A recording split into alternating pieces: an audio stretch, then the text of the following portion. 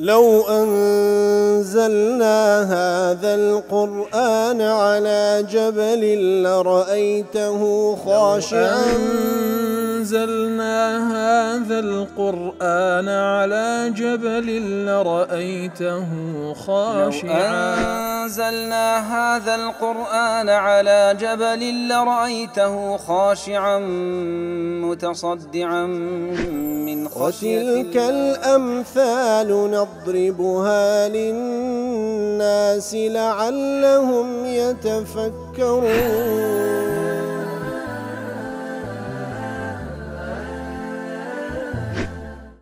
الحمد لله والصلاة والسلام على رسول الله وعلى آله وصحبه ومن والاه. السلام عليكم ورحمة الله. برزان خوشحالم لواني حفصة نوتنو لوانا كاين تفسير قرآني بيروز بيم وخزمتان ومبستي رزامندي رب العالمين وهي ودار مئوي آزي السودي لور بقرن. أعوذ بالله من الشيطان الرجيم. بسم الله الرحمن الرحيم. يريد أن يخرجكم من أرضكم فماذا تأمرون. برخوش وستان ديارا وكل آتكاني بيش أو آتوكلواني رابلو لخزمتي دابون خواهي قولوا باس كردين كاتك موسى عليه الصلاة والسلام بفرمان رب العالمين دسيت لاي فرعون ملأ دارو دستكي بانجان دكالو لاي رب العالمين وعقيدي توحيد يكتا برستي وهروها داوای لێ دەکا کەوا بەنی ئیسرائیل ئازاد بکا و لەگەڵ ئەواندا بڕوا لە بۆ فلستین. ئیتر طبعا ئەوانیش داوای لێ دەکەن کە ئەگەر بەڵگەت پێیە لەسەر کات و پێغەمبەری خوای نیشانمان بدە وا بوو ئەو دوو ئاەتەیان نیشاندا کە خوای گەورە سوبحانەهو وتەعالا بە موسای بەخشی بوو ئەو دار عەسای دەستی کاتێکەوە فڕی دەدا دەبووە مار و ئەژدیهایەکی گەورە و هەروەها کاتێکەوە دەستی لە بەرچی یاخود دەستی لە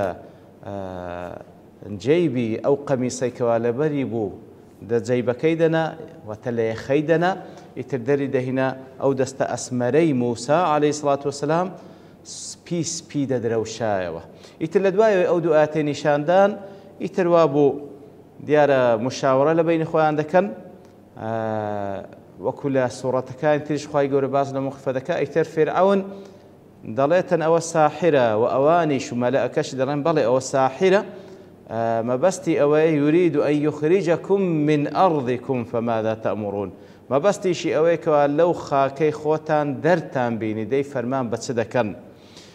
وەکو لە تەفسیری قاسمی دەڵێ یورید ئەن یوخریجەکم من ئەرضیکم ئەی من ئەرضی میسر بسحره ليتملك عليها. دەیەوێتن لە خاچی مسر ئەنگۆ دەربینی دەربکە بەو سحرێکە هەیتی تاوەکو بەخۆی دەسەڵاتی بەسەردا بڕوا. فماذا تأمرون أي تشيرون في أمره. دەی باشە فەرمان بە چ دەکەن دەربارەی ئەو. وهذا من تمام الحكاية عن قول الملأ. ئیتر يريد أن يخرجكم من أرضكم فماذا تأمرون دەڵێ ئەوە هەر لە تەواوی قسەکانی مەلەئی فیرعەونە دار و دەستەکەیتی کەوا بە فیرعەون دەڵێ ئەو مستەئنەف یان قسەیەکی نوێیە فەماذا تەأمرون قسەیەکی نوێ و جملەیەکی نوێ من قەولی فیرعەون کەواتە هەتاکو ئێرە کاتێکەوە ئەوان دەڵێن ئەوە ساحرە و هەروە مەبەستیش ئەوەیان گۆ لە خاکەکەی خۆتان دەربکە. ئیتر لێرەدا فیرعەون دەڵێ فەماذا تەأمرون فەرمان بە چ دەکەن چتان پێ باشە بکەین. وكل تفسير سعد ضل فماذا تأمرون إنهم تشاوروا فيما بينهم ما يفعلون بموسى. لنوان خوان فرعون لقل ملائكي مشاورة دكاتا فرسرابة يكتري دكا كآية سير برانبر بموسى بكا وما يندفع به ضرره بزعمهم عنهم. طبعا اوان دلين او الساحرة وزرري هي لبو ايمو ديو درمان بكاتا لخاكولات خومان دەی باشە کو ئەو زەرەرەی لە خۆمان بەدوور بخەینەوە. فإنما جاء به إن لم يقابل بما يبطل ويدحضه وإلا دخل في عقول أكثر الناس. ئەوەی کە ئەو هینایەتی کەوان حکمی سحری بەسەردادەن کەوا پێغەمبەرایەتیە و معجزاتی رب العالمینە. ئیتر ئەوان کاتێکەوە دەڵێن سحرە دەبی مقابل بۆی شتێک هەبیتن کەوا ئەو سحرەی ئەو بەتاڵ بکاتەوە ئەگەر نا زۆربەی خەڵکی پێی متەئەسیر دەم. دەی باشە چ بکەین بەرامبەری. قالوا لآتي دوات دفن قالوا أرجه وأخاه وأرسل في المدائن حاشرين دلين أرجه وأخاه واتا برياردان درباري موسى لقل براكي كميك هلوستي لبكا يتر بنيرا لمدائن ولا شاركاني مصر جنديكاني خود بنيرا بابلين حاشرين خلشي كوب كانوا يأتوك بكل ساحر عليم وكل أتي دفرميتن ساحري زاناها لو منطقانا لو شاراني مصر كوي بكنوا وكل قاسمي دل قالوا أرجه وأخاه أي أخر أمرهما وأصدرهما عنك فواتا جاريها الوستيب كدرباري فرمان كردن درباري موسى عليه الصلاة والسلام هارون براي صلى الله عليه وسلم خان سربي حتى ترى رأيك فيهما جاري بالريار مدى تاوك جوان بير دكيتوا لئلا تنسب إلى الظلم الصريح نوك شتي شواب كي كوازيات خلق بدين ظلم اللي كردينا هل وستيش بك دان بخودا بقرا جاري فرمان مكة قال أبو منصور والأمر بالتأخير كاتك ودلين جاري هل وستيبكو بريان مدى وبلمكة دل على أنه تقدم منه أمر آخر وابيدسي زو فرعون شتيشي قتبي وهو الهم بقتله كواتا اوان هستيان كردي كوا فرعون وكل زي قايدي كاش دليتن خواهي سبحانه وتعالى من بعض زكاة من كوا يقول ذروني أقتل موسى لم قرن بابي كوجم يتر أو قسيج لي ركاتك وانا أرجه وتتأخيري بك زاري مهلت بدو هروستشي لي بك كوا بيدسي فرعون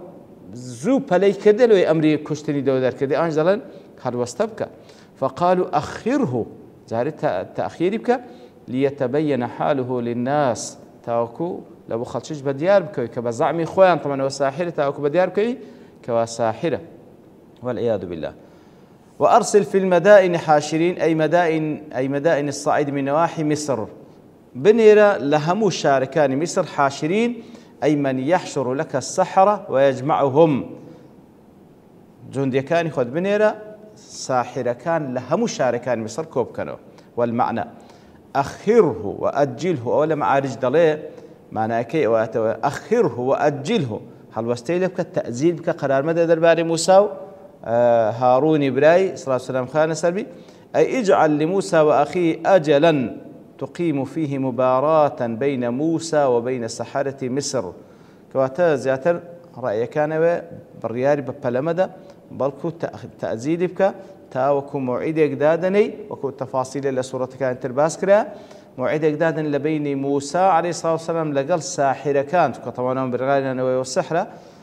تشهدها الجماهير في مكان جامع همو زماورش كودا كينوا لزيقاك كواد زي همام بيتوا فإذا تغلبوا عليه بالسحر أقرب السحر ساحران غلبان لسركر انتهت المشكلة معهما بالسحر السحر كي أوان بطالبوا والعياذ بالله أو مشكلة ما لقال يا نامنة دعووا بانقواز كشيان دكوي سقوط دكا ولو حالتش آسانة كوا بيكزاري خما ليان نجاد بدين يأتوك بكل ساحر عليم يأتوك بكل ساحر بوشخين رايتوا بكل سحار عليم ديارة ساحر هي سحار وتزور ساحر لبروي الزيادة في المبنى تدل على الزيادة في المعنى إتر ديبا جندية كانت برون لها مشاركان مصر ساحري زور زانا عليم وتماهر زانا كوازور زانا لسحر بين كوام كانوا ليعارضوا موسى ما أراهم من البينات تاوكو بين بربرتي موسى بدنوا عليه الصلاة والسلام بيقولون سحر طبعا أوش معجزات وكلا مع رجل والمعنى وأرسل جندا من جندك الموجودين في كل مدائن مصر كواتا جندي كان خود بنيرة أوانك لهم الشاركان بلاوين وبيان نيرة مكلفين بأن ينطلقوا باحثين عن كل سحار عليم بالسحر ماهر فيه بقرن جندي كان بقرن لهم الشاركان مصر كما ساحر زانا بابيهن ولو لم يكن عليما شديد المهارة والمكر فيه فيجمعوهم ويسوقوهم ويأتوا بهم إليك كاتب هردو أو معناي هدو قراءتك ليداتو الساحر وقلت ما ساحرة سحار زور ساحرة شبلي ما تزانا كواتا أوي زور زيرك وهر ساحرة آسايشة هر هموان كوب كانوا بابين هميان كوب كانوا بابين يأتوك بكل سحار عليم يأتوك بكل ساحر عليم بهدو قراءات زشمي دلي وكل قاسمين نقل كردية تدل الآية على عظيم معجزة موسى راستي وآتانا بلغي لسروي كوا أو معزان إخواي قرب موسى بخشيه ظهر عظيم بوا وتدل على جهل فرعون وقومه وبلغي لسروي كوا فرعون ملأكيت سند زاهل بنا حيث لم يعلموا أن قلب العصا حية تسعى لا يقدر عليه غير الله تعالى براستي بفعلي دار عصاك ببيتا ماريك وبروا ولا لتواناي ساحران دانية وكودين دواتري باز دكي كواز سحري ساحران زياتر خداعي بصري بلا مبحقد أو دار عصايا دبوا ماريكي قورا يتناي هند زاني هند زاهلا ياخذ دشيان زاني وكل أتكدفن بيقينه وحقه بلا استكباركي خوان وايلين ذكردن كوا دان بو حق دابنين إتر وتدل على أن عادة البشر أن من رأى أمرا عظيما أن يعارضه أو آتانج بلغير سروي كواز عادتي زور بي بشر ويكاتك واشتيشي قورة دبيني أقر تواضعي تيدا نبي لو دانان بحق حصدك معارضة بك فلذلك دعا فرعون بالسحرة لويا فرعون طبعا ساحر كان اللي بوي كوا